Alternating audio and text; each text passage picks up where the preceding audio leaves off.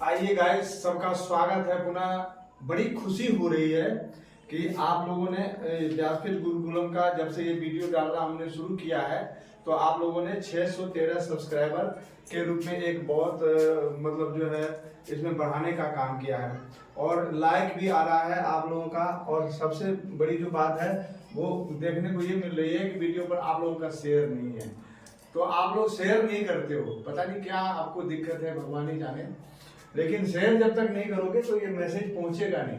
और मेरा जो काम है वो आप समझ लीजिए कि जो भी आप हमारे सब्सक्राइबर हैं या जो भी आप हमारे मतलब प्रेमी हैं जो हमारे विचारों को सुन रहे हैं, तो मैं आपको ये बताने जा रहा हूँ कि जो आप प्राय नहीं सुनते होंगे किसी धार्मिक कक्षा में, किसी धार्मिक क्लास में कोई भी बताने वाला नहीं है, उन चीजों को मैं कवर करने का प्रयास करूंगा। क्योंकि अब आज मैंने ये रखा है कि भागवत कथा और आपका दिमाग, हमारा दिमाग भागवत कथा में किस तरह से काम करता है। तो यदि ये वीडियो अच्छा लगे तो इसको जरूर सब्सक्राइब करना। सबसे पहले देखते हैं हमारा दिमाग क्या है। ये है हमारा दिमाग।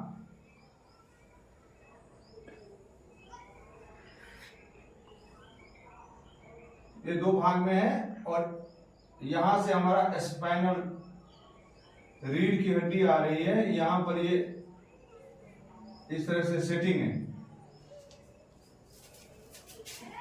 ये है हमारा दिमाग।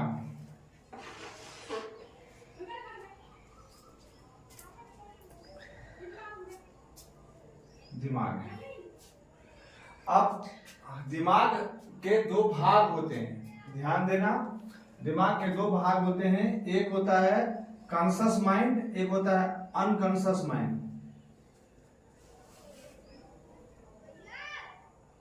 कॉन्शियस माइंड एक होता है अनकॉन्शियस।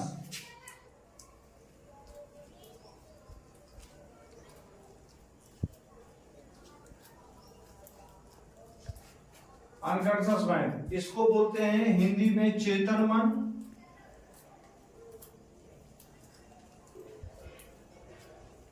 इसको बोलते हैं अवचेतन मन।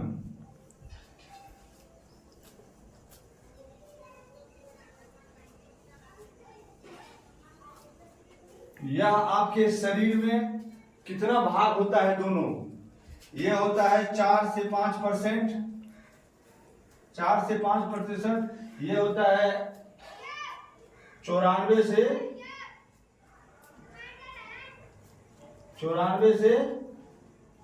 95%। काम क्या है इसमें है हार्ड वर्किंग,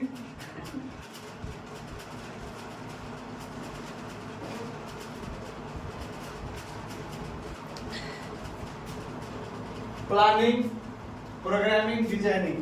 और इसमें है सपना, सोना, कला या कोई और चीज। दिमाग दो भाग है, एक दायां बगल का दिमाग, एक बायां बगल का दिमाग। इसमें भी दो भाग है। जो बायां बगल का दिमाग है वो विज्ञान को प्रोसेसिंग करता है, जो दायां बगल का दिमाग है वो कला को प्रोसेसिंग करता है। ये बात भी ध्यान रखिएगा।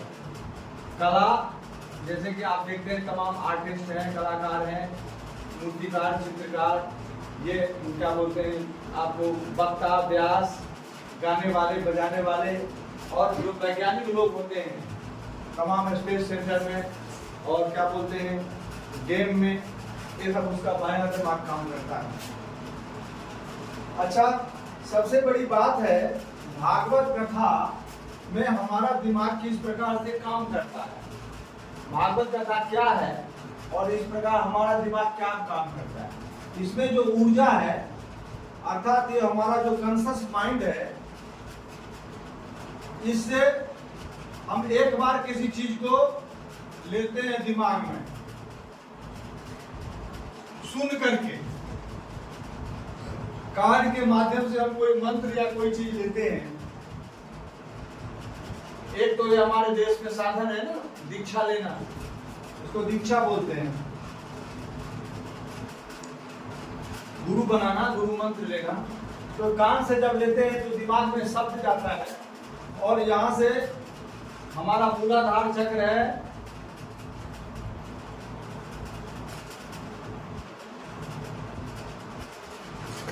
सात चक्र है, 1 2 3 4 5 6 और 7।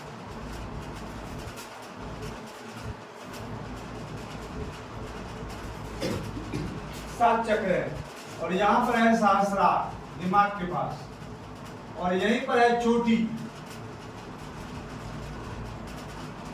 जो चोटी बांधते हैं ब्राह्मण लोग, साधु लोग, महात्मा लोग, इस्कॉन वाले आप देखते होंगे, वो सबको चोटी रखा गया है।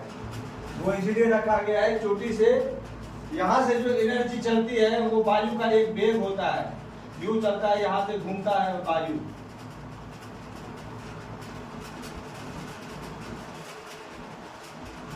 घूमता हुआ चलता है।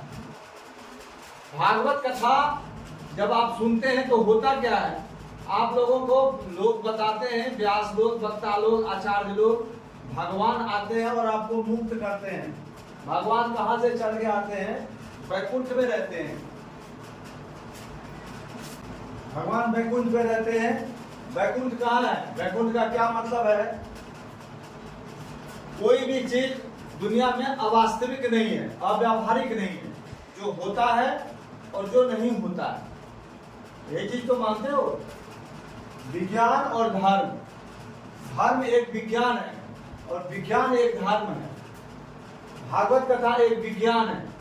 क्या विज्ञान है? प्रेम का विज्ञान है, मुक्ति का विज्ञान है।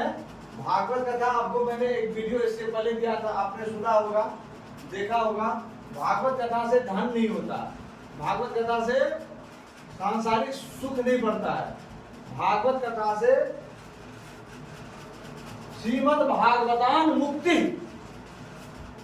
करो केशव कीर्तना। भागवत कथा से केवल मुक्ति होती है। मुक्ति क्या है? कॉन्शस माइंड और अनकॉन्शस माइंड, हमारे जितने सारे कॉन्शस माइंड के द्वारा प्रोग्रामिंग होती है वो अनकॉन्शस माइंड में जाता है। ये हमारे शरीर में 94 से 95% होता है और 94 से 95% के द्वारा हम सारे कार्य करते हैं। तो जो हमारा शरीर है, इस शरीर में इधर से जो भी हम लेते हैं ये प्रोसेसिंग में चला जाता है, थिंकिंग प्रोसेस।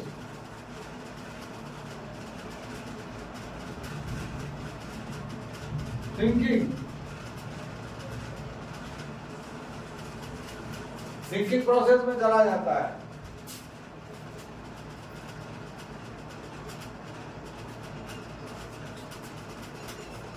थिंकिंग प्रोसेस में चला जाता है।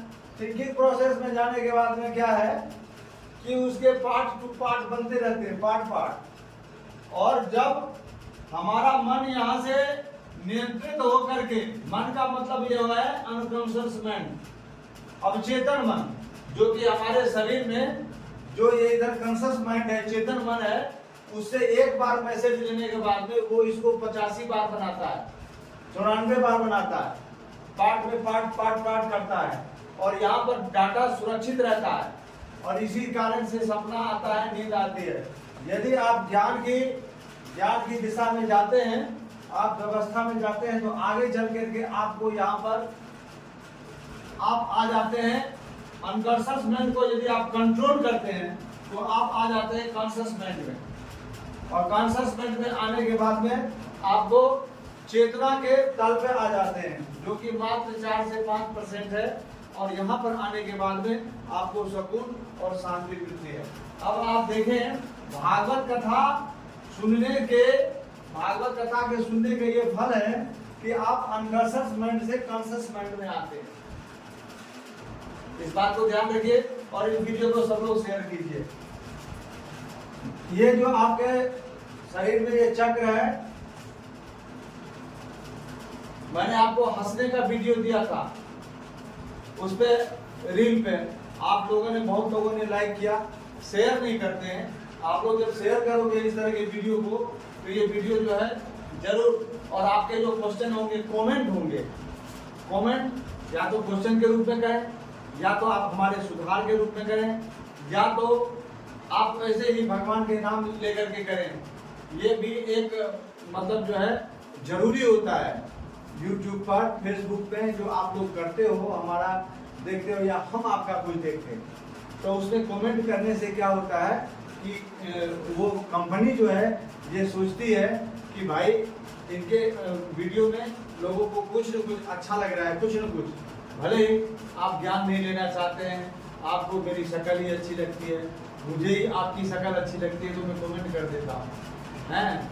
वैसे क्या है कि भीतर में जिसकी ऊर्जा, प्रकाश ऊर्जा जिसको जितने ज्यादा मिली हुई है, जिसके भीतर में जो ये जो ऊर्जा है जो यहाँ तक जा रही है, अर्थात जिसका अनकॉन्शियस माइंड ज्यादा समय लॉक रहता है, कॉन्शियस माइंड में ज्यादा रहता है, उस कॉन्शियस माइंड में होने के कारण शरीर में चेतना ज्यादा होती है।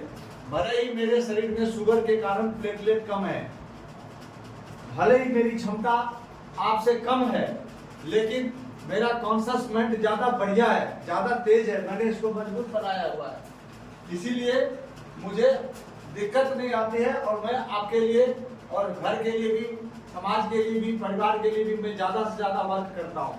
मैं 4 बजे उठता हूँ और 4 बजे से लगातार कुछ न कुछ करता ही रहता हूँ, कोई न कोई पढ़ाई करता हूँ या कोई न कोई काम करता हूँ, या किसी से मिलता हूँ, बातचीत करता हूँ, घर के कोई काम करता हूँ, कोई सामान लाता हूँ, कुछ भी है मैं करता रहता हूँ। तो इसका ये मतलब होता है कि आप भागवत कथा को सुन करके आपका दिमाग जो है अनकॉन्शियस माइंड से अवचेतन मन से चेतन मन की ओर जाता है, और चेतन मन से जा करके चेतना का विकास होता है, और चेतन मन में यह पता चलता है कि भगवान का क्या स्वरूप है। आपको मैंने बताया था भगवान के 4 स्वरूप होते हैं। आप लोगों ने जो भगवान को सुना है कि कोई आदमी आता है, उठा लेता है, वो कर देता है और उसको मुक्त कर देगा। मुक्त कर देगा मतलब क्या, आप बंधन में हो और बंधन से आपको मुक्त कर दिया जाएगा। आपकी रस्सी जो है, गांठ, वो खोल दिया जाएगा। आपको पता है वो रस्सी कहाँ है, आपकी रस्सी कहाँ है और रस्सी कहाँ से खुलेगी, इस बात का आप कमेंट करके बताइएगा। वो क्या रस्सी है या कोई विचार है या कोई स्थिति है, कोई सिचुएशन है, वो क्या है जो वो खुलेगा और खुलेगी। तो भागवत कथा इस जो चैनल है हमारा व्यासपीठ गुरुकुलम, इसमें इस तरह के वीडियो आपको और भी मैं दूंगा, और आप लोग जितना मतलब जो है इसको शेयर करोगे, लाइक करोगे, कमेंट करोगे और इस चैनल को जितना ज़्यादा सब्सक्राइब करोगे, खुशी की बात है। अभी तो 613 सब्सक्राइबर्स हो गए हैं और हमारे पास तो कोई डिजाइन करने वाला नहीं है, क्योंकि इतना पैसा नहीं है कि मैं किसी को रख करके डिजाइन करवाऊँ या कुछ करवाऊँ, ना कोई ज़्यादा बड़ा सामान है, ना कुछ है। तो बहुत बढ़िया वीडियो भले नहीं आएगा, लेकिन जरूर है कि कुछ न कुछ उसमें ज्ञानवर्धक रहेगा, कुछ न कुछ अच्छा रहेगा। आप ये देखिए, ये जो बात मैं बता रहा हूँ, ये कोई व्यास या कोई कथाकार या कोई संत महात्मा या कोई गद्दी पर कोई आचार्य, प्रचार्य, शंकराचार्य किसी स्कूल में, कॉलेज में, संस्कृत विद्यालय में ये नहीं बताए जाते हैं। ये मैं आपको बता रहा हूँ। तो ये क्या है, ये इससे आपको मनुष्य की भीतरी स्थिति को समझने का मौका मिलेगा। और अगले वीडियो में मैं आपको ये बताऊंगा कि ये चक्र किस तरह से काम करते हैं और किस तरह से काम करके हमें कहाँ पर जो है क्या आनंद मिलता है और भगवान का स्वरूप क्या है। भगवान के विषय में सारे लोग क्वेश्चन करते हैं। भगवान का मतलब क्या होता है, कोई आदमी होता है, कोई गधा होता है, कोई खच्चर होता है, कोई क्या होता है, किस तरह का कोई जानवर होता है, या भगवान जो आदमी के रूप में होता है। जैसे आप आदमी हो, आप क्या हो, हम सभी क्या हैं, आदमी हैं। आप भी आदमी, हम भी आदमी। और जो ये दुनिया के लोग हैं, जितने दुनिया में लोग हैं 8 अरब लोग हैं। अपने भारत में 1.5 अरब हैं और दुनिया में 8 अरब लोग हैं। तो 8 अरब लोग में 8 अरब लोगों का एक मान लीजिए समूह है। इसमें क्या हो गया, तो 8 अरब लोगों का समूह है। एक सूख जाती है रखे रखे, तो 8 अरब लोगों का समूह है। तो 8 अरब लोगों में सभी लोगों को क्या चाहिए, मुक्ति चाहिए।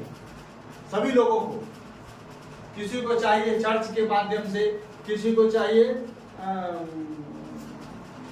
मस्जिद के माध्यम से, किसी को चाहिए अग्नि मंदिर के माध्यम से, किसी को चाहिए गुरुद्वारे के माध्यम से और किसी को चाहिए मंदिर के माध्यम से। यहाँ पर सब जगह पृष्ठ और पुजारी बैठे हुए हैं, सब जगह जो है बैठे हुए हैं गद्दीधारी, और वहाँ लोग पूज रहे हैं। सब जगह एक नियम बना है, एक मर्यादा बनी है, एक स्वरूप बना है, और उस जगह आदमी को जाना पड़ता है। आदमी जो धन कमाता है, आदमी के पास जितना टाइम है, आदमी के पास जो जो चीज निश्चित है वो सब वहाँ पर देना होता है। कम से कम चर्च में भी 1 घंटे संडे को प्रे करना पड़ता है, यूज चूमना पड़ता है, करना पड़ता है भाई, नमाज पढ़ना पड़ता है। मैं देखता हूँ अभी बांग्लादेश के विषय में जो वीडियो आया हुआ है, चारों तरफ से इतने वीडियो आ रहे हैं। एक बेवकूफ कह रहा है कि वो 5 बार धरती को, हिंदू ही है, वो कह रहा है कि वो 5 बार धरती को चूमता है तो धरती को उसकी अपनी है। अरे धरती को चूमता नहीं है, वो जो अगला था मोहम्मद, उसने उस मूर्ख लोगों को, जाहिलों को जो वहां अरब में थे, उनको अपने नीचे झुकाने के लिए ऐसे व्यवस्था बनाया था।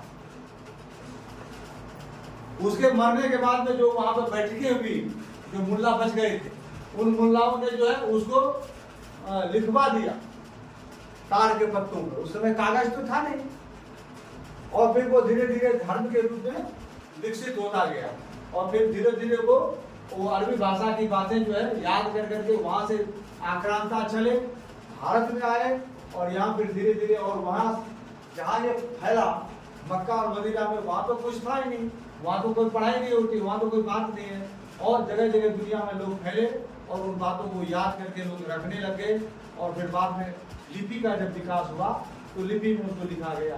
ये कोई आसमानी किताब नहीं है, कोई कुछ नहीं। तो ये आप ध्यान रखिए, आसमानी कोई किताब नहीं होती है, आसमान से कुछ नहीं गिरता। भागवत कथा भी आसमान से नहीं गिरा है, हमारा है, हमारे लिए है। हाँ, कुछ दिव्य बातें बता रही है, कुछ उन चीजों तक ले जा रही है भागवत कथा, जो मैं आपको बताता हूँ। हमारे अनकॉन्शस से कॉन्शस माइंड की तरफ जो हमको जाती है भागवत कथा, इसलिए भागवत कथा श्रेयस्कर है, कल्याणकारी है, क्योंकि अंत में कॉन्शस माइंड जो है हमारा जो चेतना का लेवल है, वही हमें लास्ट में पहुंचना है। हमारा चेतना का जो स्वरूप है वही हमको अंत में जाना है, यही हमारा स्वरूप है। इसी के साथ में आप लोगों से विदा लेता हूँ। आप लोग जरूर इसको सब्सक्राइब कीजिए, कमेंट कीजिए, और ज़्यादा से ज़्यादा लोग इसको शेयर करिए, क्योंकि हमारी वीडियो वैसे रखने वाली नहीं है, शेयर वाली है। तो शेयर करके इसको आगे बढ़ाइए। बहुत बहुत धन्यवाद।